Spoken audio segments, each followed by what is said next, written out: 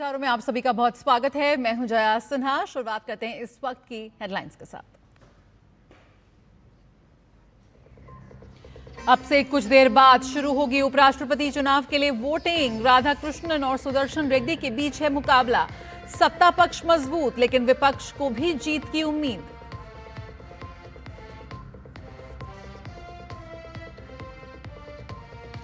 प्रधानमंत्री नरेंद्र मोदी आज हिमाचल और पंजाब में बाढ़ प्रभावित इलाकों का करेंगे दौरा। पीड़ितों से करेंगे मुलाकात, इसके बाद करेंगे स्थिति का आकलन।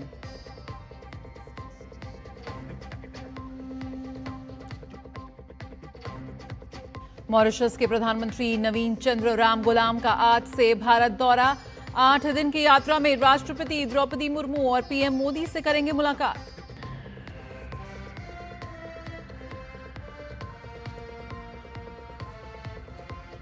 नेपाल में सोशल मीडिया बहाल, सरकार ने कल रात हटाया प्रतिबंध।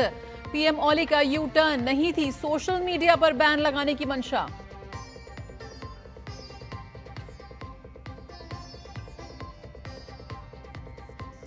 और अफगानिस्तान और हांगकांग की भिड़ंत के साथ आज से यूएई में शुरू होगा एशिया कप T20। मेजबान देश के साथ कल भारत खेलेगा अपना पहला मैच।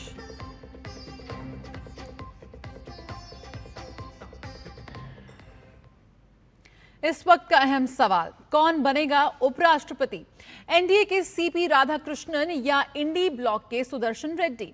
आज मतदान के बाद विजेता प्रत्याशी का नाम सामने आ जाएगा, लेकिन उससे पहले चुनावी माहौल बेहद गर्म है। अपनी जीत के लिए आशीर्वाद लेने सीपी राधाकृष्णन थोड़ी देर पहले लोधी रोड स्थित राम मंदिर पहुंचे। देश के 17वें उपराष्ट्रपति चुनाव के लिए आज मतदान होगा। उपराष्ट्रपति का चुनाव भारतीय संविधान के अनुच्छेद 66 के तहत किया जाता है। पहली बार उपराष्ट्रपति का चुनाव नए संसद भवन में आयोजित होगा। एनडीए उम्मीदवार और महाराष्ट्र के राज्यपाल सीपी राधाकृष्णन का मुकाबला इंडी गठबंधन के उम्मीदवार और सुप्रीम कोर्ट के पूर्व न्यायाधीश बी सुदर्शन रेड्डी से है। मतदान के बाद मतों की गिनती भी आज ही होगी। इस साल जुलाई में स्वास्थ्य कारणों से जगदीप धनखड़ के इस्तीफा देने के बाद ये चुनाव हो रहा है। उपराष्ट्रपति के चुनाव में संसद के दोनों सदन के सदस्यों से मिलकर बने निर्वाचक मंडल द्वारा किया जाता है। इस चुनाव में गुप्त मतदान की प्रक्रिया अपनाई जाती है। निर्वाचक मंडल के सदस्य अपनी इच्छा के अनुसार मतदान कर सकते हैं और पार्टी व्हिप से बाध्य नहीं होते। मतदान सुबह 10 बजे से शाम 5 बजे तक चलेगा। मतों की गिनती शाम 6 बजे के बाद की जाएगी। तो दक्षिण बनाम दक्षिण इस बार उपराष्ट्रपति चुनाव में उपराष्ट्रपति पद के एनडीए उम्मीदवार और महाराष्ट्र के राज्यपाल सीपी राधाकृष्णन ने मतदान से पहले कहा कि चुनाव होने वाला है, ये भारतीय राष्ट्रवाद की एक बड़ी जीत होगी। हम जीतेंगे, हम विकसित भारत चाहते हैं। The election is taking place. It is going to be a big victory for the Indian nationalism. We all are one, we will be one. India, we want to be the Vikshit Bharat, and all the victory will lead towards that. NDA के प्रत्याशी CP Radhakrishnan की जीत को लेकर NDA गठबंधन के दल काफी आशान्वित हैं। वाइजली डिसीजन करने के लिए अगर कांग्रेस ऑनेस्टली कॉल देते हैं तो कांग्रेस के और उनके गठबंधन के लोग बहुत बुरी तरह से और ज़्यादा बुरी तरह से हारेंगे, क्योंकि वाइजली डिसीजन है तो उनको तो वोट ही नहीं दे सकते हैं। कांग्रेस पार्टी में बहुत डिसकंटेंट है उस कैंडिडेट के देखे। But anyhow let us, I don't want to go into that detail. We are very very confident we will win with a thumping majority. चाहते हर कोई अगर इसमें अपना मत अपना देता, लेकिन मेरा फिर भी मानना है गणित जो है वो एनडीए के उम्मीदवार सीपी राधाकृष्णन जी के हित में। एक ऐसे व्यक्तित्व जो जिनके रग रग में राष्ट्रभक्ति प्रवाहित है, उनका अब तक का जीवन बहुत ही बेदाग और प्रेरणाप्रद रहा है। ऐसे सीपी राधाकृष्णन जी उपराष्ट्रपति बनेंगे, ऐसा हमारा विश्वास। उम्मीदें तो बहुत बड़ी है। हमारा कैंडिडेट हो जीत जाएगा, नंबर 2 पर है बैलेट पेपर में, और सीपी राधाकृष्णन इसका 100% विजय है। और यहाँ से 10 बजे का टाइम है, वहाँ हम वोटिंग करेंगे। और ये सीपी राधाकृष्ण जी हमारे चाहते हैं, तो हम सब साथ में मिलके भारी बहुमत से इसको जिताएंगे। ओपोजिशन वाला का कुछ आने वाला नहीं, वो लोकशाही के हिसाब से उसको खड़ा रखना पड़ता है तो खड़ा रख दिया है। आज जो वाइस प्रेसिडेंट ऑफ इंडिया का इलेक्शन हो रहा है, हम बहुत भाग्यशाली है कि हमारे को उसमें मतदान करने का अधिकार है। तो अभी हम सब लोग यहाँ मनसुख भाई मांडविया के वहाँ इकट्ठे हुए, गुजरात वाला सब एमपी, और अभी हम जा रहे हैं। और एनडीए का जो राधाकृष्ण जी एनडीए तरफ से खड़ा है, उनका तो 100% विन है, मगर ये तो सब करना पड़ता है, इसलिए इलेक्शन हो रहा है। वहीं इंडी गठबंधन के दल के नेता अपने प्रत्याशी की जीत का दावा कर रहे हैं। हमारे जो उम्मीदवार हैं रेड्डी साहब, वो बड़े मजबूत हैं और मुझे लगता है कि बहुत मशक्कत करनी पड़ रही है एनडीए को अपना बहुमत साबित करने के लिए। हम उम्मीद करते हैं कि जो नतीजे आएंगे वो हमारे पक्ष में आएंगे। अमरेंद्र गुप्ता इस वक्त हमारे साथ जुड़ रहे हैं और साथ ही महाराष्ट्र सदन से निशांत राय भी इस वक्त जुड़ चुके हैं। रुक करते हैं अमरेंद्र का। अमरेंद्र, यहाँ पर बहुमत या आंकड़े किसके पक्ष में है, ये तो कहीं ना कहीं निकलकर साफ आ ही रहा है। ऐसे में किस तरह से देखते हैं विपक्ष के लिए एक मनोबल बनाम अंगणित की जो ये लड़ाई है, किस तरह से इस वक्त निकलकर सामने आ रही है? जया, सबसे पहले मैं आंकड़ों की बात करूंगा और आंकड़े देखिए कहीं ना कहीं पूरी तरह से एनडीए खेमे के साथ हैं। सबसे पहले मैं आपको बता देता हूं कि लोकसभा में जो है सदस्यों की संख्या 542 है और इस समय वर्तमान में जो लोकसभा है उसमें एक सदस्य नहीं है, यानी कि वर्तमान की जो लोकसभा की संख्या है वो 541 सांसदों की वो संख्या है और उसमें एनडीए के पास 293 सांसद है, यानी कि भारतीय जनता पार्टी और एनडीए को मिला के लोकसभा में 293 सदस्य एनडीए खेमे के साथ है। अगर हम राज्यसभा की बात करें तो जो आपको पता है कि राज्यसभा में 245 सांसदों का एक कक्ष होता है और इस वक्त जो है राज्यसभा में 6 सदस्य कम है, यानी कि राज्यसभा की संख्या 6 माइनस है और राज्यसभा में जो एनडीए का आंकड़ा है 129 है। अब दोनों हाउस को मिला के जो संख्या पहुंचती है वो 787 पहुंचती है और अगर 7 सदस्य कम कर दिए जाएं तो 781 सदस्य इस बार उपराष्ट्रपति के चुनाव में मतदान करने जा रहे हैं। और देखिए सबसे बड़ी बात यह है कि एनडीए के पास बहुमत का आंकड़े से काफी ज्यादा संख्या, यानी कि एनडीए के पास जो सदस्यों की संख्या लोकसभा और राज्यसभा को मिला के वो 422 है और कहीं ना कहीं जो इंडी गठबंधन है, इंडी गठबंधन के पास लोकसभा और राज्यसभा में जो सदस्यों की संख्या है 319 है और उनको 72 जो सदस्य हैं वो कम इस वक्त है, क्योंकि जो जादुई आंकड़ा है या राष्ट्रपति चुनाव के लिए जो बहुमत का आंकड़ा है वो 394 होता है, लेकिन सदस्यों की संख्या कम है इसलिए वो बहुमत का आंकड़ा जाके 391 पे पहुंच जाता है। ये तो पूरा अंगणित था। इसमें एक अहम बात जया और ऐड करना चाहता हूं कि इस बार जो है केसीआर की जो पार्टी है बीआरएस, इसके बाद जो नवीन पटनायक की पार्टी है जो बीजू जनता दल और शिरोमणि अकाली दल, ये 3 ऐसे दल हैं जिन्होंने इस चुनाव में एब्स्टेंट रहने का फैसला किया है, यानी कि वो किसी भी पक्ष में मतदान करने नहीं जा रहे हैं। यानी कि बीआरएस के जो सदस्यों की संख्या है, लोकसभा में बीआरएस के सदस्यों की संख्या 7 है और राज्यसभा में 4 है, यानी कि बीआरएस के पास जो है 11 सदस्यों की संख्या है। इसके अलावा बीजू जनता दल बीजेडी के पास 8 सदस्य हैं और अकाली दल के पास 4 हैं, यानी कि ये सभी सदस्य जो है इस चुनाव में हिस्सा नहीं लेने जा रहे हैं। इसलिए जो 394 का जो जादुई आंकड़ा था वो पहुंच के 391 हो गया है। और जया, मैं आपको बता दूं कि थोड़ी देर में, अभी से थोड़ी देर बाद 10 बजे पहला जब मतदान डलेगा तो प्रधानमंत्री नरेंद्र मोदी पहला मतदान प्रधानमंत्री नरेंद्र मोदी करने वाले हैं और उसके बाद जो मतदान का सिलसिला प्रारंभ हो जाएगा और शाम को 6 बजे तक मतदान की प्रक्रिया चलेगी। और इसके लिए मैं बता दूं कि एनडीए ने पूरी मैन टू मैन जो प्लानिंग है उसके तहत प्लानिंग की है, जिसके तहत जो है कई वरिष्ठ जो केंद्रीय मंत्री हैं उनके घरों पे सुबह 8 बजे जो स्टेट वाइज सांसद हैं वो पहुंच चुके हैं, यानी कि यूपी के सांसद पीयूष गोयल के पहुंचे हुए, और इसी तरह से महाराष्ट्र, राजस्थान, सभी स्टेट के जो सांसद हैं उन मंत्रियों के घर पे सुबह का नाश्ता किया है, और उसके बाद वो लोग संसद भवन के लिए रवाना होंगे अपने मतदान की जो सीरियल नंबर है उसको देखते हुए। तो चलिए बिल्कुल निशान से पूछ लेते हैं कि जो ये मैन टू मैन मार्किंग है यहाँ पर एनडीए की, कैसे उसका तोड़ निकलेगा। निशांत, क्या कुछ अपडेट आपके पास है? इस वक्त जो अंक गणित समझा रहे हैं अमरेंद्र, वो तो सबके सामने है। क्रॉस वोटिंग जो होती है वो कोई नई बात नहीं है और पहले भी हुई है, तो क्या इस बार उसका भी अंदेशा यहाँ पर सताता नजर आ रहा है?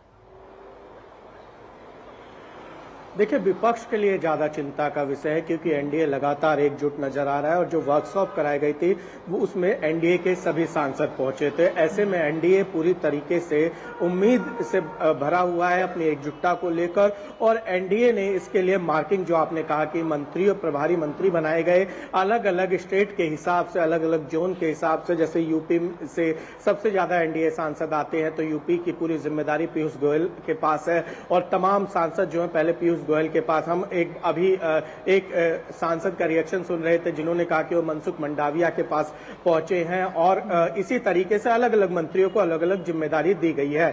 सबसे अहम हो जाता है कि इस पूरे मामले में क्रॉस वोटिंग का जो सवाल आपने उठाया है वो विपक्षी खेमों के लिए चिंता का विषय है, और खासकर बीआरएस की अगर बात की जाए, एसईडी की बात की जाए, बीजेडी की बात की जाए, इंडी ब्लॉक की, ये चिंता का विषय है कि अभी तक जो क्षेत्रीय राजनीतिक दल हैं वो इंडी ब्लॉक में अपनी दिलचस्पी नहीं दिखा रहे हैं, और इंडी ब्लॉक जिस तरीके से अपना कुनबा बढ़ाने की बात करता है, ये क्षेत्रीय दल अगर चुनाव में भाग नहीं ले रहे हैं तो ये राजनीति को तोल मोल रहे हैं और भविष्य में किस तरफ जाए आज भी इन्होंने अपने पत्ते नहीं खोले हैं। तो ये इंडी ब्लॉक के लिए एक चिंता का विषय है। दूसरी तरफ अगर एनडीए की बात की जाए, एनडीए मजबूती के साथ खड़ा है, और अगर इस पर भी क्रॉस वोटिंग हो जाती है विपक्षी खेमे में, जिसका एक डर विपक्ष को बहुत ज्यादा सता रहा है, तो आप समझ सकते हैं कि आने वाले समय में इंडी ब्लॉक में चुनौती और बढ़ जाएंगी। चूंकि चुनाव भी है बिहार जैसे स्टेट में, तो ऐसे में इंडी ब्लॉक की भी पूरी यही कोशिश है वी सुदर्शन रेड्डी को लाकर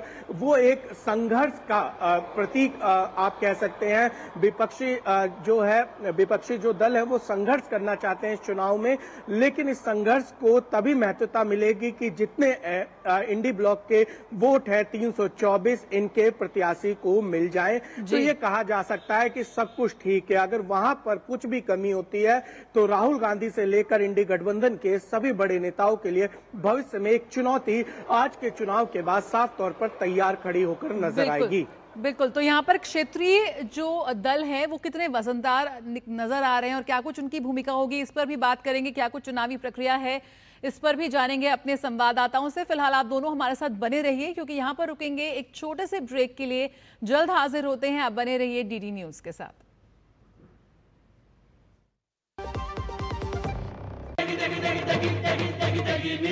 MDH की देगी मिर्च का तड़का, अंग अंग फड़का। MDH की देगी मिर्च। ये विशाल है ना, इसका सब प्रॉपर चलता है। कल उसके बैंक अकाउंट में 15,000 रुपए का फ्रॉड हुआ है, पता है? इसको तो कोई टेंशन ही नहीं होती है, देखना। टेंशन क्यों? मेरी कोई गलती नहीं थी। फिर भी फ्रॉड होने पर मैंने तुरंत बैंक को इन्फॉर्म कर दिया। आरबीआई कहता है अगर आपके अकाउंट से किसी ने धोखे से पैसे निकाले हैं तो बैंक को जल्द से जल्द इन्फॉर्म कीजिए। 3 दिन के अंदर इन्फॉर्म किया तो कोई नुकसान नहीं होगा। जितना लेट करोगे उतना ज्यादा नुकसान। और सुन, सब चलता नहीं है, प्रॉपर चलाना पड़ता है। आरबीआई कहता है जानकार बनिए, सतर्क रहिए। जब धरती चीर कर निकलता है लोहे का पत्थर और मिलता है मोंगिया के जोश से, फिर तपता है, पिघलता है और बनता है फौलाद। अब होता है सरिया सारी खूबियों के साथ। मोंगिया स्टील, मजबूत देश का मजबूत सरिया। दादी के हाथों का जादू और खुशबू से महकता घर। MDH गरम मसाला, असली मसालों से भरा हूँ मैं, क्योंकि हर रिश्ता है स्वाद से जुड़ा। ब्रेक के बाद स्वागत है। तो भारत के 17वें उपराष्ट्रपति पद के लिए कुछ ही देर में चुनाव की शुरुआत होनी है। क्या कुछ प्रतिक्रिया यहाँ पर सामने आ रही हैं विभिन्न नेताओं और सांसदों की, आइए वो सुनते हैं। 200% 100 होता है 200। CP राधाकृष्णन जी हमारी तरफ से उम्मीदवार हैं। एक अच्छा व्यक्तित्व, एक देश को समझने वाला व्यक्तित्व, और हमारी जीत निश्चित है जैसा कि नंबर है। और एक व्यक्ति के रूप में भी एक बहुत अच्छा कैंडिडेट एनडीए की तरफ से दिया गया है। राधा कृष्णन जी वो जीतेंगे, उपराष्ट्रपति बनेंगे। जो राधा कृष्णन जी का एक्सपीरियंस है, तजर्बा है, पार्लियामेंट्री डेमोक्रेसी को लाभ मिलेगा। मैं अपोजिशन से अपील करता हूं कि एनडीए के कैंडिडेट को सपोर्ट करें और पार्लियामेंट्री कन्वेंशंस को, डेलिब्रेशन, डिबेट्स को एनकरेज करें और इनके माध्यम से देश की जनता का लाभ होगा। और हमारे संवाददाता इस वक्त हमारे साथ जुड़े हुए हैं अमरेंद्र गुप्ता और निशांत भी हमारे साथ जुड़े हुए हैं। अमरेंद्र, जैसा कि आप बता रहे थे कि कुछ देर में ये जो पूरी चुनावी प्रक्रिया है उसकी शुरुआत होगी, थोड़ा दर्शकों की ज्ञान के लिए बताइए किस तरह से ये पूरी प्रक्रिया होने जा रही है, क्योंकि ना कोई व्हिप जारी किया जाता है उपराष्ट्रपति चुनाव में, ना कोई ईवीएम बैलेट होता है। कैसे होगा ये उपराष्ट्रपति पद का चुनाव?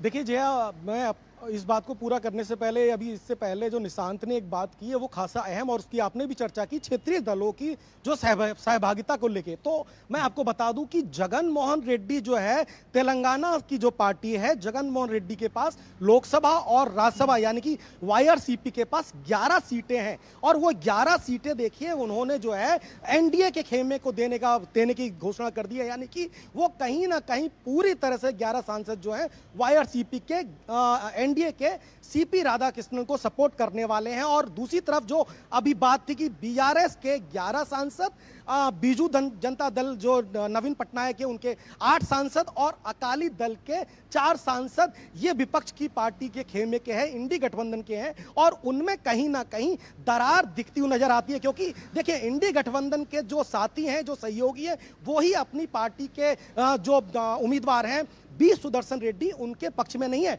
और देखिए जिस तरह से स्टेट में जो है वो जगन मोहन रेड्डी की पार्टी एनडीए का हिस्सा नहीं है, लेकिन इस चुनाव में जो उम्मीदवार को लेके और संवैधानिक दायित्वों की पूर्ति के लिए जो उम्मीदवार उतारा है एनडीए ने, उसके पक्ष में वाईआरसीपी के 11 सांसद मतदान में हिस्सा ले रहे हैं। तो ये खासा अहम अपडेट है। अब दूसरी बात आपने स्टार्ट की, कही की प्रक्रिया। देखिए प्रक्रिया के तहत आपको मैं बता दूं कि सभी जो सांसद है उनको बाकायदा क्रमांक अलॉट किए जाते हैं, उनका एक वोटिंग नंबर होता है, और वोटिंग नंबर के बाद उनकी सीनियरिटी के हिसाब से उनको सीरियल नंबर अलॉट किए जाते हैं उपराष्ट्रपति के चुनाव में, और वो अपनी बारी से जाते हैं और अंदर जाके उनको एक बैलेट पेपर मिलता है। उस पर जो पेन होता है वो जो मतदान अधिकारी हैं, लोकसभा स्पीकर, लोकसभा सचिवालय के जो महासचिव हैं उत्पल कुमार, उनको एक पेन देंगे, उनसे उनको मार्क करना होता है। 2 ही कैंडिडेट हैं, जिसमें मैं आपको बता दूं कि एनडीए की तरफ से 68 साल के सीपी राधाकृष्णन उम्मीदवार बनाए गए हैं,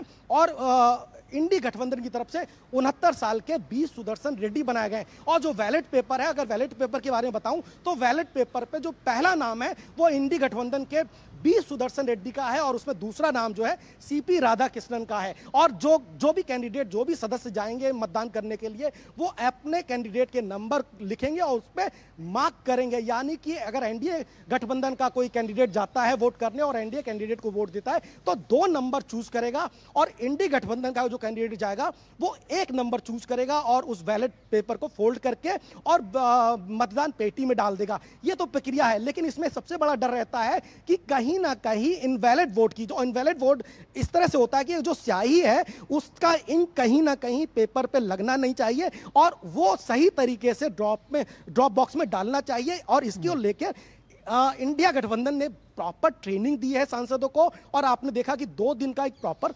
वर्कशॉप कराया गया है भारतीय जनता पार्टी के सांसदों को और एनडीए गठबंधन के सांसदों का, और उनको बताया गया कि किस तरह से आपका एक एक वोट बहुत कीमती है, और अपने वोट का सदुपयोग करने के लिए आपको किस तरह से बैलेट पेपर पे आपको मार्क करना है और किस तरह से फोल्ड करके मतदान पेटी में डालना है। तो ये ट्रेनिंग का पार्ट था। और ऐसे में एक अहम बात जो आपने पहले भी कही कि यहाँ कोई भी पार्टी जो है व्हिप जारी नहीं करती, और व्हिप जारी नहीं करती इसलिए जो है कहीं ना कहीं जो है क्रॉस वोटिंग का खतरा रहता है। लेकिन जिस तरह की एनडीए गठबंधन की एकजुटता है वो अपने आप में बेमिसाल दिखाई दे रही है, क्योंकि इंडी गठबंधन के लोग भी एनडीए गठबंधन के तरफ वोट डाल रहे हैं, जिसका मैंने आपको उदाहरण दिया। वाईएसआरसीपी के 11 सांसद दे रहे हैं। इसके अलावा आम आदमी पार्टी की अगर बात करें तो स्वाति मालीवाल ने ट्वीट किया, और स्वाति मालीवाल आप देखिए पिछले काफी सालों से जो है सत्ता पक्ष के संबंध में बयान देती आई हैं, और उन्होंने साफ तौर पे स्वाति मालीवाल भी अपना जो वोट है वो कहीं ना कहीं एनडीए गठबंधन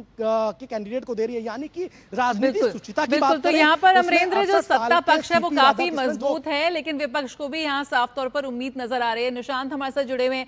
निशांत, एनडीए की ब्रेकफास्ट मीटिंग थी 9:30 बजे, उसको लेकर भी क्या कुछ अपडेट है? और जिस तरह से क्षेत्रीय दलों का यहाँ पर लगातार जिक्र हो रहा है, बीजेडी ने तो यहाँ पर दूरी बना ली है अपनी न्यूट्रल नीति के तहत दिखाते हुए, लेकिन फिर भी क्या कुछ लग रहा है निशांत, किस तरह से उनकी भूमिका भी अहम होने जा रही है इस चुनाव में? देखिए, बीजेडी की भूमिका की अगर इस चुनाव में बात करें तो क्षेत्रीय दलों की जो तमाम क्षेत्रीय दल निकलकर ये मैसेज देते हैं। जी सबसे पहले बीजेडी की ही बात कर लेते हैं। बीजेडी ने चुनाव में भाग न लेकर ये संदेश दिया है कि बीजेडी अभी आंकलन कर रही है कि उसको किस ब्लॉक के साथ रहना है, एनडीए के साथ या इंडी ब्लॉक के साथ, और बीजेडी ये तय नहीं कर पा रही है। हालांकि बीजेडी का जो पुराना इतिहास रहा है, ज्यादातर वो सत्ता पक्ष के साथ रही है, लेकिन फिलहाल उड़ीसा में जो राजनीतिक समीकरण बदले उसका असर ये हुआ है कि बीजेडी फिलहाल आंकलन की स्थिति में आ गई है। कुछ इसी तरीके से वाईएसआरसीपी, जो कि हमारे सहयोगी बता रहे थे, उसने एनडीए के लिए घोषणा की है सहयोग करने के लिए। तो ये कहा जा सकता है कि इस चुनाव में खासकर बीजेपी ने, चूंकि सीपी राधाकृष्णन दक्षिण से आते हैं, दक्षिण के उम्मीदवार को बनाकर एक तरीके से अपना दक्षिण का किला मजबूत किया, और दक्षिण में जो राजनीतिक दल हैं वो एक चिंता कर रहे हैं कि भविष्य में वो बीजेपी के साथ जाकर, एनडीए के कुनबे में के साथ जाकर और क्या बेहतर कर सकते हैं। फिलहाल आंध्र प्रदेश की बात करें, जहां से वाईएसआरसीपी है, तो ये कहा जा सकता है कि आंध्र प्रदेश में बीजेपी चंद्रबाबू नायडू के साथ सरकार में है, लेकिन वहां की विपक्षी पार्टी एनडीए को सपोर्ट कर रही है, तो एक बड़ी जीत माना जा सकता है इसको। वहीं अगर इंडी ब्लॉक की बात करें तो इंडी ब्लॉक के जो तमाम दल हैं फिलहाल जो है वो साथ नजर आ रहे हैं इंडी ब्लॉक के, लेकिन मैं पहले भी चुनाव जारी होने के चलते क्रॉस वोटिंग का एक बड़ा खतरा रहता है। और ऐसे में अगर आज क्रॉस वोटिंग होती है, क्योंकि यहाँ पर वोटिंग प्रक्रिया भी बेहद अलग हो जाती है उपराष्ट्रपति चुनाव की आम चुनाव से। बैलेट जो पेपर होता है उस पर आप क्रमांक लिखते हैं कि कौन उम्मीदवार आपको ज्यादा पसंद है, उसके आगे एक सेकंड नंबर पे कौन है, हालांकि केवल 2 उम्मीदवार हैं। तो ऐसे में देखने वाली बात यही होगी कि जब चुनाव के नतीजे आते हैं तो सीपी राधाकृष्णन को कितने मत मिलते हैं, इसके अलावा वी सुदर्शन रेड्डी को कितने मत मिलते हैं, उसके हिसाब से भविष्य की राजनीति का आंकलन होगा। खासकर जो आने वाले समय में चुनाव है, अगर बात करें नॉर्थ ईस्ट के स्टेट की, बंगाल की, इसके अलावा जो अन्य राज्यों में चुनाव है, उसकी स्थिति आज बहुत कुछ स्पष्ट होने वाली है।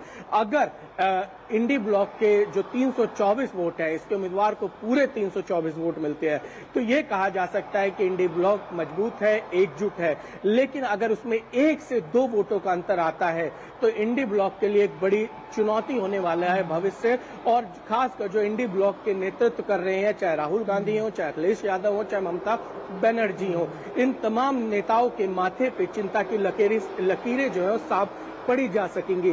वहीं अगर एनडीए इस चुनाव को जीत जाता है और एनडीए के जो पूरे मत हैं इनके उम्मीदवार को मिल जाते हैं, तो इसमें साफ तौर पर ये देखने को मिलेगा कि भविष्य में एनडीए की एकजुटता और मजबूत होगी।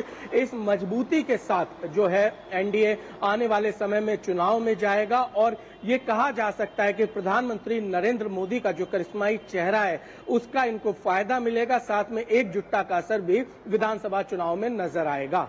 बिल्कुल, हमारे साथ हमारे संवाददाता जुड़े हुए हैं। अमरेंद्र, यहाँ पर जिस जीत को तय माना जा रहा है, जिस तरह की प्रतिक्रिया सामने आ रही हैं, तो ऐसे में जितना अंतर होगा वही यहाँ पर तय करेगा पक्ष और विपक्ष की ताकत का। एक तरह का शक्ति प्रदर्शन यहाँ पर दोनों गुटों की तरफ से भी साफ तौर पर निकल रहा है, जिस तरह से बयानबाजी भी हो रही है इसको लेकर। अभी क्या कुछ अपडेट हुआ है, जो कि 10 बजने वाले हैं? निश्चित तौर पे जया, आपने जो कहा कि ये जीत का जो आंकड़ा है और जो नंबर का गेम है वही एक बड़ा मैसेज देता है। और अगर मैं आपको थोड़ा सा पीछे ले जाऊं तो 2017 का उपराष्ट्रपति चुनाव याद करिए और 2022 का उपराष्ट्रपति चुनाव याद करिए। 2022 में भी और 2017 में भी दोनों टाइम जो है इंडी गठबंधन ने अपने कैंडिडेट को उतारा था और उस वक्त भी सत्ता पक्ष ने, एनडीए ने प्रयास किया था कि संयुक्त तौर पे आम सहमति से एक कैंडिडेट घोषित हो जाए। लेकिन जब देश में 14वें उपराष्ट्रपति के तौर पे जगदीप धनखड़ का 2022 में चुनाव हो रहा था और जब वोटिंग हुई और उसके बाद जो नतीजे आए तो आपको ये पता है कि 75% वोट जो है दोनों हाउस के सदस्यों के वो जगदीप धनखड़ के पास गए और जगदीप धनखड़ देश के 14वें उपराष्ट्रपति के तौर पर निर्वाचित हुए। और आपने देखा कि जब संसद का मॉनसून सत्र प्रारंभ हुआ 21 जुलाई को, तो उस दिन जगदीप धनखड़ ने स्वास्थ्य का हवाला देते हुए अपने पद से इस्तीफा दे दिया और उसके बाद देश के 15वें उपराष्ट्रपति के लिए चुनाव प्रक्रिया अब से थोड़ी देर बाद प्रारंभ होगी। प्रधानमंत्री 10 बजे वोट करने जा रहे हैं, लेकिन जो नंबर गेम है जिसकी आपने बात की उसमें मैं एक अपडेट कर देता हूं। जैसा अभी निशांत ने बताया और आपने भी बताया कि जो एनडीए का जो बहुमत है, देखिए एनडीए के दोनों हाउस का बहुमत जो है, जो इस समय जो वर्तमान संख्या है वो 781 है और उसके हिसाब से 391 बहुमत का आंकड़ा चाहिए, लेकिन एनडीए के पास 422 बहुमत का आंकड़ा है।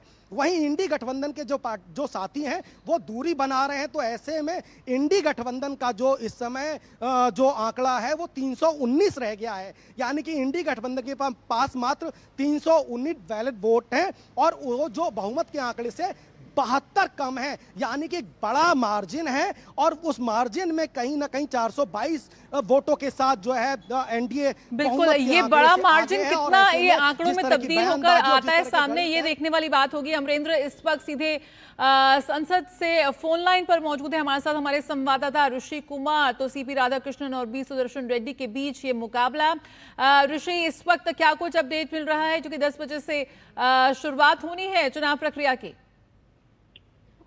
देखिए जया, जिस तरीके से हम जानते हैं कि 10 बजे से सुबह 10 बजे से शाम 5 बजे तक ये उपराष्ट्रपति चुनाव की जो मतदान की प्रक्रिया का समय मुकर्रर है और अब से कुछ ही मिनटों के अंदर ये मतदान की प्रक्रिया शुरू हो रही है। 10 बजने के तुरंत बाद ये मतदान शुरू हो रहा है और हम जानते हैं कि तमाम अभी जो सांसद हैं, हमने देखा है कि सुबह 9 बजे से ही संसद भवन परिसर में उनके आने का सिलसिला शुरू हो गया, चाहे वो सत्ता पक्ष की तरफ से हो, विपक्ष की तरफ से हो, तमाम सांसदों का आना यहाँ पर शुरू हो गया और मतदान की प्रक्रिया अब शुरू हो चुकी है। 10 बज चुके हैं और जैसे कि हम जानते हैं कि प्रधानमंत्री इस समय पहुंच रहे हैं।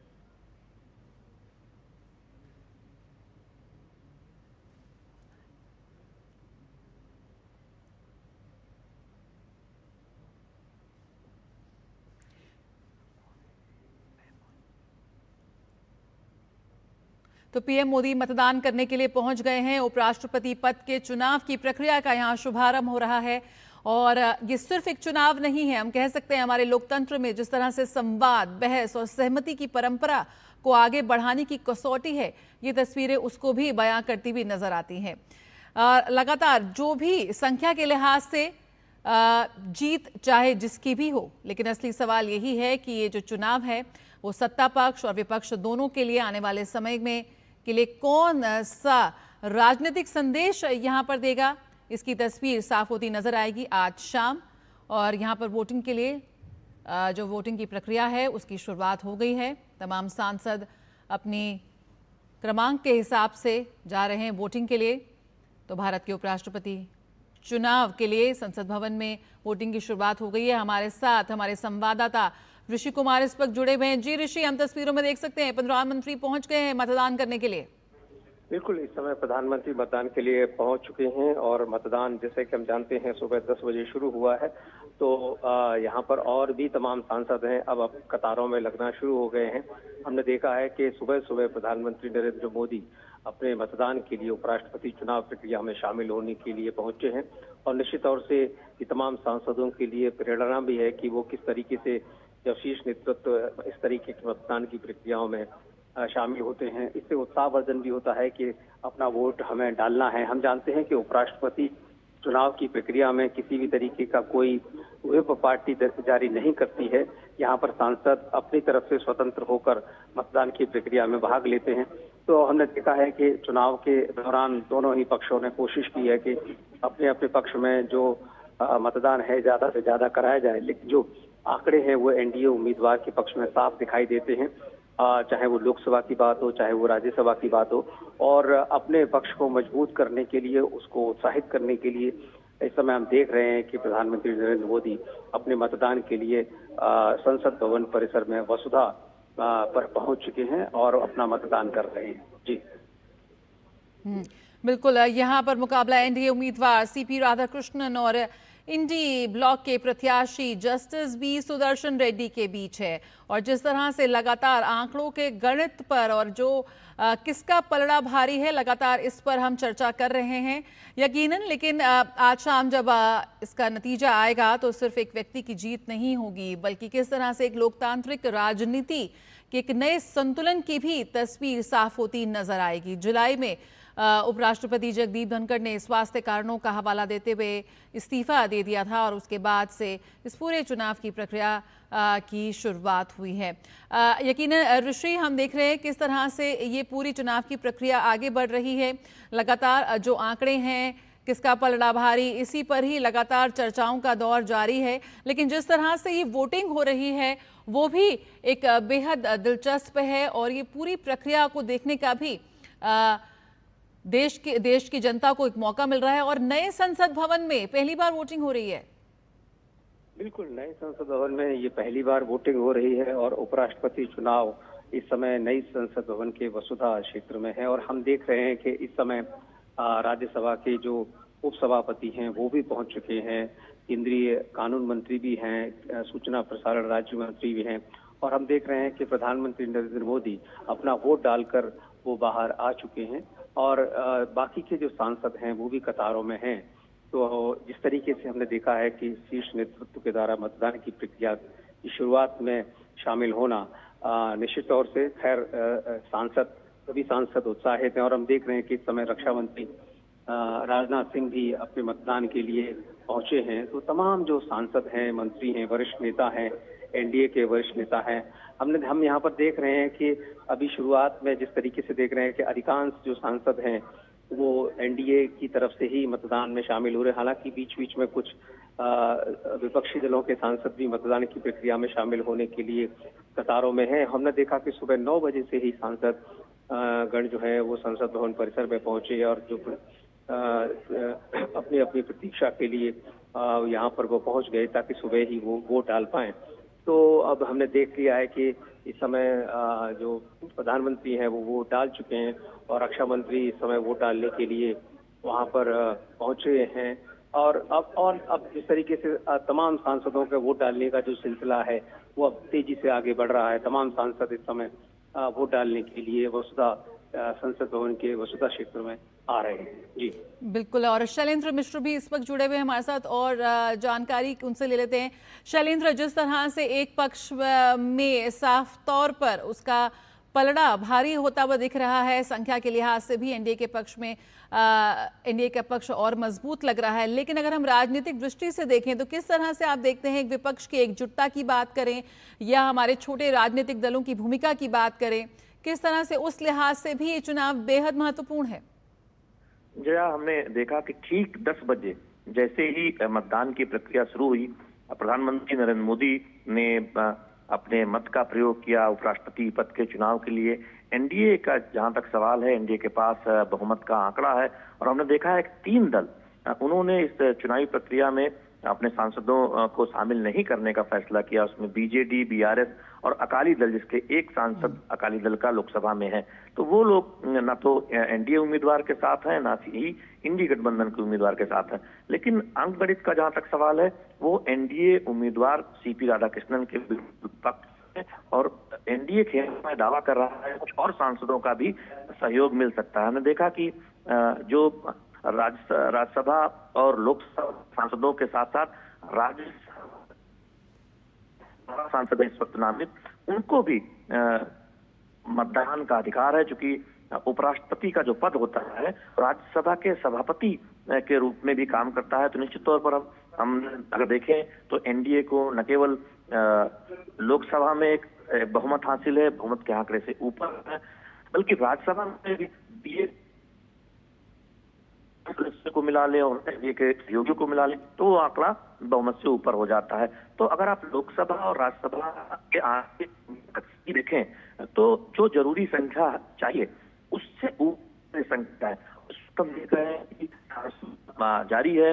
प्रधानमंत्री नरेंद्र मोदी ने अपने मत का प्रयोग किया है, रक्षा मंत्री राजनाथ सिंह ने अपने मत का प्रयोग किया और तमाम जो केंद्रीय मंत्री या फिर एनडीए के सांसद या अन्य दलों के जो सांसद हैं वो एक एक करके अपने मताधिकार के प्रयोग के लिए जा रहे हैं। आप हरिवंश जी को देख रहे होंगे इस वक्त, वो यहाँ पर दिखाई दे रहे हैं। इसके साथ ही साथ तमाम जो सांसद हैं वो एक तरह से क्रमबद्ध तरीके से मतदान प्रक्रिया में हिस्सा लेते हुए, हम जानते हैं कि एक विशेष पेन का इस्तेमाल करना होता है जब उपराष्ट्रपति पद का चुनाव होता है, उसमें प्राथमिकता वाला जो मतदान है वो सुनिश्चित करना होता है। तो उस पूरी प्रक्रिया के तहत ये आज सुबह 10 बजे से मतदान शुरू हुआ। प्रधानमंत्री नरेंद्र मोदी ने सबसे पहले मतदान किया, रक्षा मंत्री राजनाथ सिंह मतदान की प्रक्रिया में हिस्सा ले चुके हैं और आप देखें कि तमाम सांसद, उसमें एनडीए की भी सांसद हैं और इंडी गठबंधन के सांसद भी हैं, जिसमें समाजवादी पार्टी और तमाम दलों के जो सांसद हैं वो इस वक्त मतदान के लिए जाते हुए। तो आज पूरे दिन 5 बजे तक ये मतदान की प्रक्रिया चलेगी, सांसदों के पास मौका होगा और आज ही 6 बजे से मतों की गिनती होगी और आज ही ये ऐलान हो जाएगा कि अगला उपराष्ट्रपति देश का कौन होने जा रहा है। हालांकि हम सब जानते हैं कि आंकड़ों के लिहाज से तय है कि डॉक्टर सीपी राधाकृष्णन अगले उपराष्ट्रपति होने जा रहे हैं, लेकिन कितना मत उन्हें मिलता है, कितनी बड़ी उन्हें जीत हासिल होती है, उस पर सभी की निगाहें होंगी कि क्या कुछ अन्य दलों के सांसद भी, चूंकि इसमें कोई विप नहीं होता है, तो क्या एनडीए उम्मीदवार के पक्ष में आएंगे या फिर क्या अंगड़ित होगा। और इसीलिए जो इंडिया अलायंस है उसने अपने उम्मीदवार को शायद उतारा है कि एक सांकेतिक तरीके से वो विपक्ष की एकजुटता का एक संदेश देने की कोशिश करें। और हमने देखा कि इंडी गठबंधन की एक बैठक भी हुई कल पूर्व संध्या पर और उसमें एकजुटता की बात की गई, लेकिन जो आंकड़ा है वो पूरी तरह से एनडीए गठबंधन के उम्मीदवार के पक्ष में है। और ऐसा प्रतीत होता है कि आज जब शाम को मतदान खत्म होगा और मतदान के बाद गिनती की प्रक्रिया संपन्न होगी, तब औपचारिक तौर पर डॉक्टर सीपी राधाकृष्णन जो एनडीए के उम्मीदवार हैं उनके नाम का ऐलान किया जाएगा। लेकिन आज आप लोकतंत्र की एक खूबसूरत तस्वीरें देख रहे हैं जब उपराष्ट्रपति पद के लिए चुनाव प्रक्रिया शुरू हो चुकी है, मतदान शुरू हो चुका है। कांग्रेस के तमाम सांसद इस वक्त आप देख रहे हैं कि वो कतार में मतदान के लिए आते हुए आप तस्वीरों में देख रहे हैं। संसदीय कार्य राज्य मंत्री, सूचना प्रसारण राज्य मंत्री डॉक्टर एल मुरुगन और संसदीय कार्य राज्य मंत्री भी इस वक्त आप इन तस्वीरों में देख रहे हैं, कई सांसदों से वो हाथ मिलाते हुए, डॉक्टर अर्जुन राम मेघवाल। तो निश्चित तौर पर लोकतंत्र की खूबसूरत तस्वीर है। जयराम रमेश कांग्रेस सांसद हैं, इसके साथ ही साथ कई अन्य दलों के सांसद, टीएमसी के सांसद इस वक्त दिखाई दे रहे हैं तस्वीरों में, समाजवादी पार्टी के सांसद। तो निश्चित तौर पर आज ये मतदान की प्रक्रिया सुचारू रूप से आगे बढ़ रही है। 10 बजे से ये मतदान शुरू हुआ, ये पूरी प्रक्रिया, और आज शाम 5 बजे तक मौका है। आप तस्वीरों में देख रहे हैं पीएमओ में राज्य मंत्री डॉक्टर जितेंद्र सिंह, पूर्व केंद्रीय मंत्री अनुराग ठाकुर। तो निश्चित तौर पर ये एक तरह से ये तस्वीरें बताती है कि हमारी लोकतंत्र की कितनी खूबसूरती है। बिल्कुल, ऋषि हमारे साथ जुड़े हुए हैं। ऋषि, यहाँ पर जिस तरह से लगातार जो पूरी चुनावी प्रक्रिया है उसको समझने का प्रयास हो रहा है आमजन के हिसाब से, कैसे ये जो है किसी भी पार्टी ने कोई व्हिप जारी नहीं करी, ना ही चुनाव कोई भी पार्टी में इन चुनावों में वोट देने के लिए जो सदस्य हैं वो किसी भी उम्मीदवार को वोट कर सकते हैं, और किस तरह से दोनों ही खेमों ने ज़्यादा से ज़्यादा पार्टिसिपेशन को बढ़ाने के लिए, और जिस तरह की हमने देखी अपने पक्ष में मतदान कराने के लिए लगातार दोनों खेमों की तरफ से प्रयास होते रहे। किस तरह से देखते हैं अभी जो पूरी चुनावी प्रक्रिया आगे बढ़ रही है? शुरुआत यहाँ पे प्रधानमंत्री नरेंद्र मोदी ने की एक विशेष दाई के जरिए, यहाँ पर उन्होंने जो उम्मीदवार को वो चाहते हैं उनका एक संख्या इस तरह से लिखनी होती है। अगर पूरी चुनावी प्रक्रिया को एक बार फिर आप समझाना चाहें। हाँ बिल्कुल, देखिए जहाँ तक चुनावी प्रक्रिया की बात करें तो चुनावी प्रक्रिया निश्चित तौर से हम जानते हैं कि दोनों ही सदनों के जो सांसद हैं जिसमें नॉमिनेटेड मेंबर राज्यसभा के हैं वो भी भाग लेते हैं, जबकि राष्ट्रपति के चुनाव में वो भाग नहीं लेते हैं। और इस चुनाव में दोनों ही सदनों के सभी सांसद इस समय चुनावी प्रक्रिया में भाग ले रहे हैं।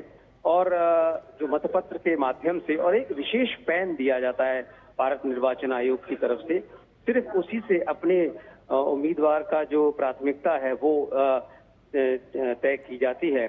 और हम जानते हैं कि इसमें सिर्फ सांसद ही वोट करते हैं, तो प्रत्येक सांसद का जो वोट है वो एक समान होता है, यानी कि एक ही माना जाता है। जबकि अगर हम राष्ट्रपति के चुनाव में देखें तो अलग अलग राज्यों के विधायकों के और उस हिसाब से उनके वोट का मूल्य तय होता है, तो वो एक जटिल प्रक्रिया होती है। लेकिन यहाँ पर सिर्फ और सिर्फ एक सांसद का एक वोट का मूल्य होता है। तो यहाँ पर जिस तरीके से हम देख रहे हैं कि अलग अलग अब दलों के जो सांसद हैं वो पहुंच रहे हैं। हमने देखा कि सुबह सबसे पहले प्रधानमंत्री नरेंद्र मोदी आए और उपराष्ट्रपति चुनाव की प्रक्रिया में भाग ली, उन्होंने लिया, अपना मतदान किया। उसके बाद रक्षा मंत्री हैं, तमाम जो मंत्रीगण हैं वो यहाँ पर आ रहे हैं, विपक्ष के जो तमाम नेता हैं। और एक तरीके से हम यहाँ पर जो देख रहे हैं, दोनों ही पक्ष विपक्ष के जो सांसद हैं उनके बीच में जो वार्तालाप है और जो एक दूसरे के साथ संवाद है वो बहुत खुशनुमा है। एक दूसरे के साथ हाथ मिला रहे हैं, गले मिल रहे हैं। तो एक लग रहा है कि जो भारत की जो डेमोक्रेसी है, मैच्योर डेमोक्रेसी की जो झलक है वो यहाँ पर इन चुनावों में दिखाई दे रही है। सभी जानते हैं कि कौन किसके साथ है, कौन किसके विरोध में है, लेकिन यहाँ सभी इस बात को स्वीकार कर रहे हैं कि हम एक ऐसी लोकतांत्रिक प्रक्रियाओं में भाग ले रहे हैं जिसमें हम भारत के उपराष्ट्रपति पद के लिए जो चुनाव है उसमें अपना मत व्यक्त कर रहे हैं। साथ ही साथ हम जानते हैं कि उपराष्ट्रपति जो हैं वो राज्यसभा के सभापति भी होते हैं। इसी वजह से जो खास तौर से जो राज्यसभा के जो सांसद हैं उनके बीच में ज्यादा उत्सुकता देखी जा रही है, ज्यादा कौतूहल है, क्योंकि वो जानते हैं कि इस प्रक्रिया के पूरे होने के बाद आज शाम तक उन्हें ये क्लियर ही है वैसे तो आंकड़ों के हिसाब से, लेकिन ये तय हो जाएगा कि उनके जो सभापति हैं वो कौन होंगे। अभी हमने देखा कि राज्यसभा के उपसभापति हरिवंश भी आए, उन्होंने अपना मतदान किया। और लगातार यहाँ पर जो सांसद हैं वो अलग अलग पार्टियों के, हमने देखा समाजवादी पार्टी के जो सांसद हैं वो अपनी पार्टी की टोपी, लाल रंग की टोपी लगाकर आए हुए हैं। तो यहाँ पर अलग अलग जैसे कहते हैं रंगों में यहाँ पर दिखाई दे रहे हैं भारतीय लोकतंत्र के, जिसमें अलग अलग राज्यों से जो कुछ सांसद हैं वो अपने राज्यों की वेशभूषा में भी आए हुए हैं। तो एक मनोहारी दृश्य कह सकते हैं कि संसदीय परंपराओं का जो दूसरे स्थान के शीर्ष पद के लिए जो मतदान चल रहा है, जिसमें सिर्फ और सिर्फ सांसद भाग ले रहे हैं, वैसी प्रक्रिया में हम कह सकते हैं कि जो माहौल है बहुत लोकतांत्रिक है। और हम देख रहे हैं कि इस समय तृणमूल कांग्रेस के जो सांसद हैं और एक लंबी कतार यहाँ पर हम देखा है कि सुबह से ही सांसदों का आना यहाँ पर शुरू हो गए। अमूमन देखा जाता है कि कई बार देर से आने का यहाँ पर सिलसिला होता है। अभी हम देख पा रहे हैं कि पूर्व प्रधानमंत्री एचडी देवगौड़ा यहाँ पर अपने मतदान के लिए पहुंचे हैं और अब वो अपने मतदान के लिए धीरे धीरे आगे बढ़ रहे हैं। तो ये जो प्रक्रियाएं हैं, तमाम सांसद पहले जाकर वोट डालने के लिए भी उनमें एक उत्साह देखा जा रहा है कि वो अपना मतदान करें। और इस समय हम देख रहे हैं कि कांग्रेस के भी जो तमाम सांसद हैं वो कतारों में हैं और एक एक करके सांसदों को यहाँ पर मतदान के लिए आगे की प्रक्रिया के लिए छोड़ा जा रहा है, क्योंकि एक जगह पर भीड़ ना हो इस वजह से। तो अलग अलग स्थानों से, अलग अलग कॉरिडोर से जो सांसद हैं वो यहाँ पर पहुंच रहे हैं और सिक्योरिटी इस बात को मैनेज कर रही है कि किसी को कोई तकलीफ ना हो और बहुत ही सुगमता से मतदान की प्रक्रिया को आगे बढ़ाया जा सके। जैसे कि हम देख रहे हैं कि इस समय पूर्व प्रधानमंत्री एचडी देवगौड़ा भी अपने मतदान के लिए यहाँ पर पहुंचे हैं और अब वो मतदान करने के लिए आगे भी बढ़ रहे हैं। जी बिल्कुल। शैलेंद्र हमारे साथ जुड़े हुए हैं। शैलेंद्र मिश्र, लगातार भारतीय राजनीति में जो क्षेत्रीय दल हैं, जो छोटे दल हैं, उनके बढ़ते वजन को लेकर भी लगातार चर्चा हो रही है। आज इस उपराष्ट्रपति चुनाव में अगर हम बात करें तो बीजेडी, बीआरएस, इन दलों ने अपनी दूरी बनाई है। उसको लेकर किस तरह की प्रतिक्रिया सामने आ रही है या क्या कुछ कारण इसका लेकर निकल कर आ रहा है एक न्यूट्रल नीति के साथ आगे बढ़ते हुए? का कहना है कि वो ना तो एनडीए के साथ खड़े हैं और ना ही इंडी गठबंधन के दल दरअसल अपने राज्य की राजनीति के हिसाब से फैसले लेते हैं, उनकी अपनी रणनीति होती है। लेकिन वाईएसआर कांग्रेस, वाईएसआर सीपी, उसने एनडीए उम्मीदवार के समर्थन का फैसला किया है। अकाली दल से एकमात्र सांसद संसद में आते हैं, उन्होंने भी इस चुनावी प्रक्रिया में हिस्सा नहीं लेने का फैसला किया है। इसके साथ ही साथ आप देखें कि बीजेडी के अलावा जो बीआरएस पार्टी है वो भी इस चुनावी प्रक्रिया में हिस्सा नहीं ले रही है। हर दल की अपनी एक रणनीति होती है, लेकिन आप तमाम क्षेत्रीय दलों को देखें जो एनडीए के हिस्सा है, अगर आप देखें उसमें एलजेपी, जेडीयू या फिर जतिन राम मांझी की पार्टी, हम पार्टी, जो बिहार से ये पार्टियां आती हैं। इसके साथ ही साथ आप देखें अनुप्रिया पटेल जो अपना दल उत्तर प्रदेश से उनकी पार्टी आती है, और भी तमाम जो दल हैं जो एनडीए के हिस्सा है या फिर एनडीए के साथ एक समान विचार रखते हैं, वो एनडीए उम्मीदवार के साथ खड़े हैं। दूसरी तरफ कांग्रेस और उनके जो सहयोगी दल हैं, उसमें समाजवादी पार्टी हो या फिर अन्य सहयोगी जो दल हैं, आप देखें जेएमएम, उन दलों ने या फिर डीएमके, वो उन दलों ने इंडी गठबंधन के उम्मीदवार के पक्ष में, सुदर्शन रेड्डी के पक्ष में मतदान करने का फैसला किया है। तो निश्चित तौर पर क्षेत्रीय दलों की भूमिका महत्वपूर्ण है, लेकिन ज्यादातर जो प्रमुख क्षेत्रीय दल है वो किसी एक गठबंधन का हिस्सा है, या तो फिर वो एनडीए सत्ताधारी गठबंधन का हिस्सा है, या फिर कुछ क्षेत्रीय दल कांग्रेस की अगुवाई वाली इंडी गठबंधन का हिस्सा है। तो निश्चित तौर पर उनकी एक महत्वपूर्ण भूमिका है, और जीत हार के अंतर में ये स्पष्ट तौर पर परिलक्षित भी होगा कि कितने क्षेत्रीय दल किन गठबंधन के साथ खड़े थे। लेकिन चूंकि मोटा मोटी ये स्पष्ट है, दो तरफ से उम्मीदवार उतारे गए हैं। एक सत्ता इसमें बीजेपी के जो सहयोगी हैं,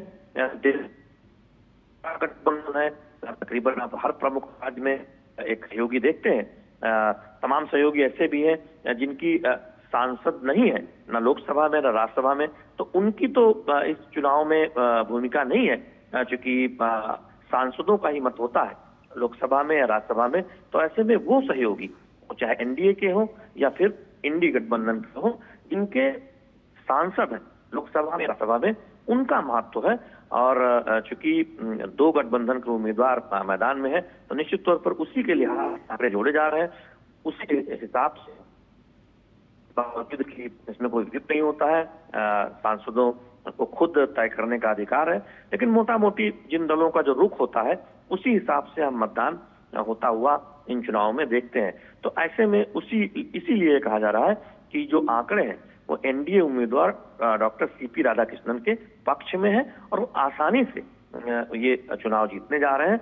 मतों का अंतर कितना होगा, सिर्फ इस पर लोगों की निगाहें हैं कि क्या एनडीए को कुछ वाईएसआर सीपी के अलावा और भी कुछ दलों का या फिर कुछ सांसदों का समर्थन मिला है, या क्या कुछ स्थिति रही है। जब ये मतदान होगा तब स्पष्ट होगा, लेकिन आप तस्वीरों में देख रहे हैं, जब ये मतगणना होगी तब स्पष्ट होगा। आप तस्वीरों में देख रहे हैं कि उत्साह जिस तरह से दिखता है चुनाव में, सांसदों में भी एक मतदाता के तौर पर उत्साह है, क्योंकि उपराष्ट्रपति पद के चुनाव में मतदाता होते हैं, चाहे लोकसभा के सांसद हो या फिर राज्यसभा के सांसद हो, तो वो उत्साह दिखता है। अपनी बारी का इंतजार करते हुए, क्रमबद्ध तरीके से पंक्ति में खड़े हुए, एक एक करके आगे जाते हुए, प्रफुल्लित चेहरे, वो आप तस्वीरों में देख रहे हैं। बिल्कुल। ऋषि भी हमारे साथ जुड़े हुए हैं। ऋषि, यहाँ पर लगातार एनडीए के पास जो आंकड़ा है उसका साफ बहुमत है, लगातार यही बात सामने आ रही है, लेकिन किस तरह से देखते हैं विपक्ष के लिए ये चुनाव मनोबल बनाम अंगगणित की लड़ाई, और साथ ही साथ जिस तरह से जस्टिस रेड्डी की उम्मीदवारी सामने आई, इंडी ब्लॉक की एकजुटता और जो उनकी मॉरल पोजीशनिंग है उसको भी मजबूत करती भी नजर आती है, भले ही जीतना मुश्किल हो। ऋषि हमारे साथ है? हेलो जी ऋषि, आपको मेरी आवाज मिल रही है? चलिए शैलेंद्र से बात करते हैं। शैलेंद्र, लगातार ये बात यही हो रही है कि एनडीए के पास आंकड़ों जो हैं वो साफ बहुमत है, लेकिन किस तरह से देखते हैं विपक्ष के लिए भी ये उनकी एकजुटता की बात करें, उनकी मॉरल पोजीशनिंग की बात करें, तो उस लिहाज से बड़ी मजबूती उन्होंने देने की कोशिश की है, भले ही जीतने की किसी भी तरह की कोई उम्मीद ना हो। कैसे देखते हैं ये मनोबल बनाम अंगगणित की जो ये लड़ाई है? ये चर्चा हुई थी, और चुनाव आयोग की तरफ से, निर्वाचन आयोग की तरफ से जब तारीखों का ऐलान हुआ था, नामांकन की तारीखों का, तब ये प्रयास हुआ था सत्ता पक्ष की तरफ से, एनडीए की तरफ से, और रक्षा मंत्री राजनाथ सिंह को ये जिम्मेदारी दी गई थी कि वो विपक्ष के नेताओं से बातचीत करें उन्होंने विपक्ष के प्रमुख नेताओं से, मल्लिकार्जुन खड़गे से और तमाम दलों के नेताओं से बातचीत भी की थी। लेकिन विपक्ष में कांग्रेस पार्टी और उनके सहयोगी दलों में एक राय बनी कि उपराष्ट्रपति पद का जो चुनाव है उसमें विपक्ष को अपना उम्मीदवार देना चाहिए और उसके जरिए एक संकेत देना चाहिए राजनीति में कि विपक्ष के जो तमाम दल हैं वो इस मुद्दे पर एक राय है। वो एक रणनीति हो सकती है। माना जा रहा है कि उस रणनीति के तहत कांग्रेस ने, उनके सहयोगी दलों ने उम्मीदवार के नाम का ऐलान किया। दूसरी बात यह है कि चूंकि इंडी गठबंधन को पता है कि उनके पास उतना बहुमत नहीं है, लेकिन एक संकेत देने की वजह से, एकजुटता के संकेत कह लें या फिर आगामी चुनावों में वो संकेत देना चाहते हैं, क्योंकि बिहार में अब चुनाव दूर नहीं है और आगे भी महत्वपूर्ण राज्यों के चुनाव होने हैं, तो निश्चित तौर पर उसकी वजह से ये हो सकता है कि ये संकेत बहुत स्पष्ट देने की वजह से उन्होंने उम्मीदवार उतारा है। जहां तक एनडीए का सवाल है, एनडीए का रुख पहले से स्पष्ट था कि अगर इस पद पर एक सर्वानुमति बने तो निश्चित तौर पर यह बेहतर होगा कि उम्मीदवार सभी के सहमति के साथ उम्मीदवार उतारा जाए और इस पद पर कोई चुनाव जी की नौबत ना आए। इसके लिए प्रयास किया गया था, लेकिन जब विपक्ष का रुख उतना सकारात्मक नहीं रहा तो हम देख रहे हैं कि एनडीए गठबंधन ने भी उम्मीदवार उतारा और उसके बाद विपक्ष के सहयोगियों ने मिलकर एक उम्मीदवार उतारने का ऐलान किया और सीपी राधाकृष्णन एनडीए की तरफ से और विपक्ष की तरफ से सुदर्शन रेड्डी जी उम्मीदवार हैं। तो ये निश्चित तौर पर लोकतंत्र की खूबसूरती भी है, जो तस्वीरें बता रही हैं, सहमति। बिल्कुल शैलेंद्र, इस वक्त हम तस्वीरें देख रहे हैं कि किस तरह से ये उपराष्ट्रपति पद का जो चुनाव होता है, क्या इसकी पूरी प्रक्रिया होती है। ये तस्वीरें सामने आ रही हैं जहां पर प्रधानमंत्री ने जब अपना वोट डाला, उसकी तस्वीरें इस वक्त हम देख सकते हैं कैसे यहाँ पर वो अपना वोट डालने पहुंचे। सबसे पहले जो वोट प्रक्रिया की शुरुआत यहाँ पर प्रधानमंत्री नरेंद्र मोदी ने किया है और कैसे ये पूरी वोट प्रक्रिया होती है। भारत के उपराष्ट्रपति पद का जो चुनाव है उसकी प्रक्रिया इस वक्त जारी है। संसद भवन में ये पहली बार उपराष्ट्रपति पद के लिए चुनावी प्रक्रिया हो रही है और कैसे प्रधानमंत्री नरेंद्र मोदी ने अपना वोट डाला, आप तस्वीरों में देख सकते हैं इस वक्त। इसी तरह से लगातार कतारबद्ध होकर तमाम जो सांसद हैं वो आ रहे हैं और अपना वोट डाल रहे हैं। राज्यसभा महासचिव पीसी मोदी उपराष्ट्रपति चुनाव के रिटर्निंग ऑफिसर नियुक्त किए हैं और कैसे ये पूरी जो प्रक्रिया होती है, गुप्त होता है, आपका सिंगल ट्रांसफरेबल वोट होता है। सफेद मतपत्रों पर सांसद विशिष्ट स्याही वाले पेन से उम्मीदवार के नाम के आगे अपनी प्राथमिकता 1, 2 या 3 अंकित करते हैं और उसी तरह से ये जो है वो वोटिंग होती है और तस्वीरों में देखा कैसे प्रधानमंत्री नरेंद्र मोदी ने अपना वोट डाला। जी शैलेंद्र, लगातार जो उपराष्ट्रपति चुनाव की जो मतदान की प्रक्रिया है उस पर हम बातचीत कर रहे हैं और कैसे तस्वीरें भी आ गई हैं उस क्षण की जब प्रधानमंत्री नरेंद्र मोदी ने अपना वोट डाला। इन तस्वीरों में देखा कि प्रधानमंत्री नरेंद्र मोदी जब आज सुबह 10 बजे जैसे ही मतदान की प्रक्रिया शुरू हुई उपराष्ट्रपति पद के चुनाव के लिए, सबसे पहले पहुंचे संसद भवन परिसर में, नए संसद भवन में, और वहां पर उन्होंने मतदान प्रक्रिया को संपन्न किया। बहुत स्पष्ट तौर पर आप देखें तो एक पूरी प्रक्रिया का पालन उपराष्ट्रपति पद के चुनाव के लिए किया जाता है। हम डीडी न्यूज के दर्शकों के लिए वो बताना चाहते हैं कि इसमें देश के जो लोकसभा या राज्यसभा के जो सांसद होते हैं उनका मत होता है और राज्यसभा के जो मनोनीत सांसद हैं उनका भी मत होता है। तो इस वक्त आप देख रहे हैं तस्वीरों में, ये 10 बजे जैसे ही मतदान की प्रक्रिया शुरू हुई, तुरंत ही प्रधानमंत्री नरेंद्र मोदी सबसे पहले मतदान के लिए केंद्र तक आए और उन्होंने अपने मतदान के अधिकार का प्रयोग किया। उसके बाद हमने देखा कि तमाम केंद्रीय मंत्री, रक्षा मंत्री राजनाथ सिंह, केंद्रीय मंत्री गिरिराज सिंह और तमाम मंत्रियों ने अपने मतदान के अधिकार का प्रयोग किया और एनडीए और इंडी गठबंधन के जो तमाम सांसद हैं वो सुचारू रूप से आप देख रहे हैं कि मतदान प्रक्रिया में हिस्सा ले रहे हैं। विशेष पेन के इस्तेमाल के साथ ही ये मतदान की जो पूरी प्रक्रिया है वो आगे बढ़ती है।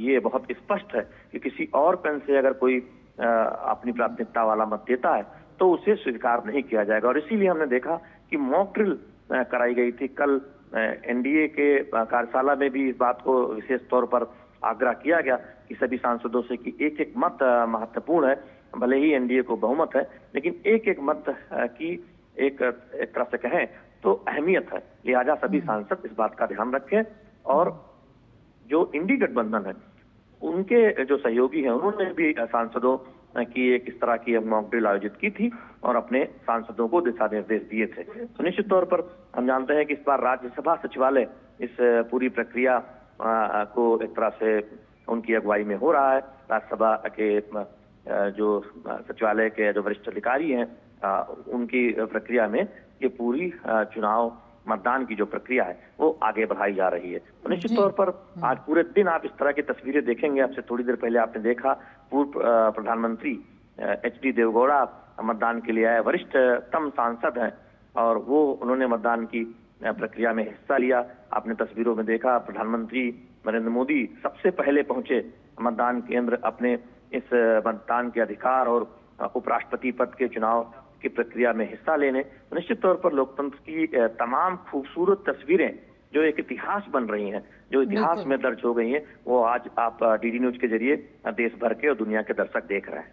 बिल्कुल, तो लोकतंत्र में एक संवाद, बहस और सहमति की परंपरा को आगे बढ़ाने की कसौटी भी तय करते ही नजर आती हैं ये तस्वीरें। हमारे साथ ऋषि भी इस वक्त बने हुए हैं। ऋषि, एक तरफ महाराष्ट्र के राज्यपाल और भाजपा के वरिष्ठ नेता सीपी राधाकृष्णन, दूसरी ओर सुप्रीम कोर्ट के पूर्व न्यायाधीश बी सुदर्शन रेड्डी। शुरुआत में बात हुई कि मुकाबला कहीं राजनीति बनाम न्यायपालिका पृष्ठभूमि का है या फिर दक्षिण बनाम दक्षिण। इस समय जो ये चुनाव हो रहा है वो भी इसको काफी अहम और महत्वपूर्ण बनाता है। इसके पहले भी आपने कई उपराष्ट्रपति चुनाव आपने कवर किए हैं। इस बार क्या खास है, कितना महत्वपूर्ण आपको नजर आ रहा है और कितना दिलचस्प लग रहा है इस बार की पूरी चुनावी प्रक्रिया?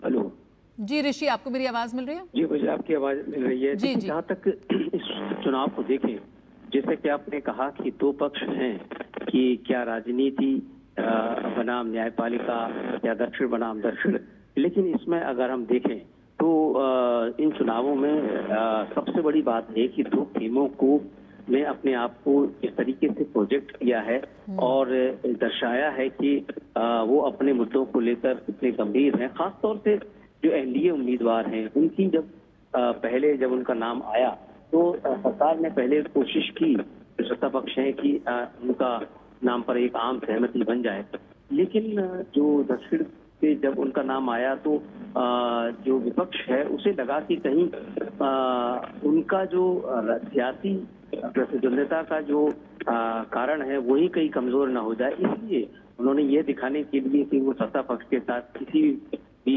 पक्ष या मोर्चे पर साथ नहीं है, इसलिए उन्होंने अपने उम्मीदवार को दिया। हालांकि हम जानते हैं कि जो अंकगणित है वो INDIA गठबंधन के पक्ष में तो बिल्कुल नहीं दिख रहा है, लेकिन जिस तरीके से एग्रेसिव कैंपेन हुई, अलग अलग तरीके से अलग अलग पक्षों से कहा गया कि ये किस तरीके का चुनाव है, देश के लोकतंत्र को बचाने की बातें कही गई।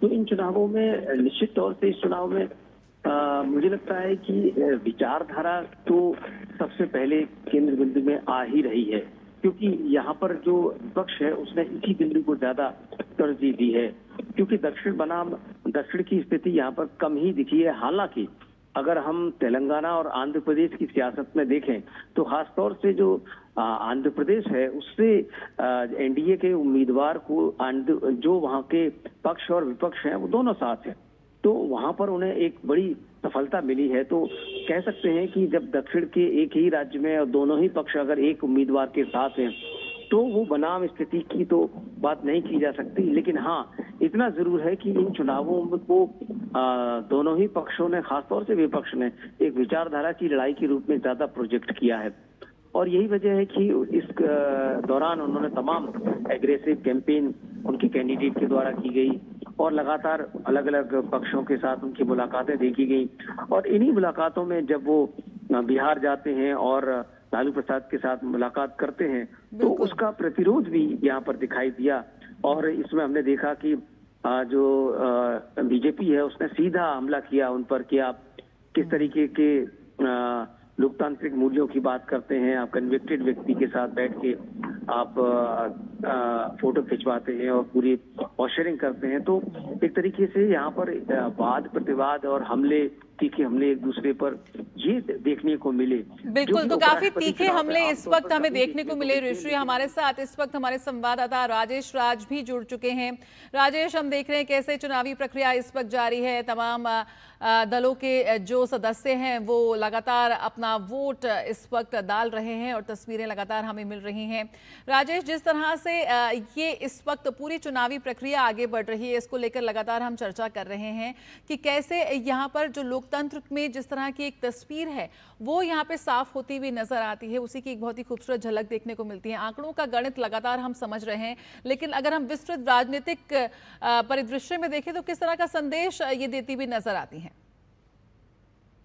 देखिए, संसद भवन परिसर में भारी गहमा गहमी जया देखने को मिल रही है। आपने देखा कि प्रधानमंत्री नरेंद्र मोदी ने सबसे पहले उपराष्ट्रपति चुनाव के लिए अपने मताधिकार का प्रयोग कर लोकतंत्र की जो खूबसूरती है उसकी शुरुआत करती है। और संसद भवन परिसर में सत्ता हो या फिर विपक्ष हो, उसके तमाम जो सांसद हैं वो वोटिंग के लिए यहाँ पर पहुंच रहे हैं। अभी शिक्षा मंत्री धर्मेंद्र प्रधान से और समाजवादी पार्टी के जो सांसद हैं, वरिष्ठ सांसद रामगोपाल यादव, उन दोनों से हमने बातचीत की। उन्होंने हमने पूछा कि क्या ये दक्षिण बनाम दक्षिण की लड़ाई है, तो रामगोपाल यादव और शिक्षा मंत्री धर्मेंद्र प्रधान दोनों ने कहा दक्षिण बनाम दक्षिण की ये बिल्कुल लड़ाई नहीं है और यह लोकतांत्रिक मूल्यों वाला देश है। लोकतंत्र की ये खूबसूरती है कि विपक्ष जो है, विपक्ष कमजोर नहीं होना चाहिए और लिहाजा सत्ता के खिलाफ विपक्ष ने अपना उम्मीदवार दिया है, क्योंकि सत्ता और विपक्ष दोनों की लोकतांत्रिक मूल्यों में भरोसा है और लोकतांत्रिक मूल्यों वाले इस देश में कहीं ना कहीं विपक्ष की भी उतनी अहमियत है जितनी सत्ता पक्ष की अहमियत है। इसलिए इसे दक्षिण बनाम दक्षिण की लड़ाई जो लोग इसे पेश कर रहे हैं, जो बता रहे हैं, वो बिल्कुल न्याय नहीं कर रहे हैं इस बात को लेकर। और उन्होंने शिक्षा मंत्री धर्मेंद्र प्रधान ने साफ तौर पर यह उम्मीद भी जताई कि सीपी राधाकृष्णन का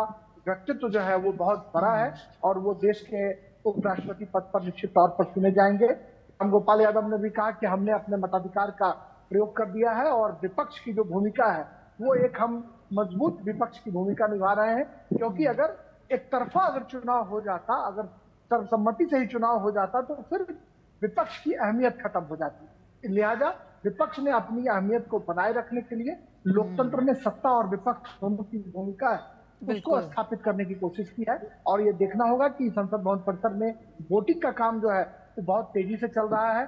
चाहे रूलिंग पार्टी के लोग हों या अपोजिशन के लोग हैं, वो सुबह सुबह बड़ी तादाद में यहाँ पर पहुंचे हैं और अब धीरे धीरे वोट डालने का जो कारवा है, जो सिलसिला है, वो आगे बढ़ता हुआ दिखाई पड़ रहा है। बिल्कुल राजेश, यहाँ पर जो दल इससे अभी फिलहाल जिन्होंने पूरी मतदान प्रक्रिया से दूरी बना ली है, उनके बारे में भी बहुत संक्षिप्त में एक कमेंट।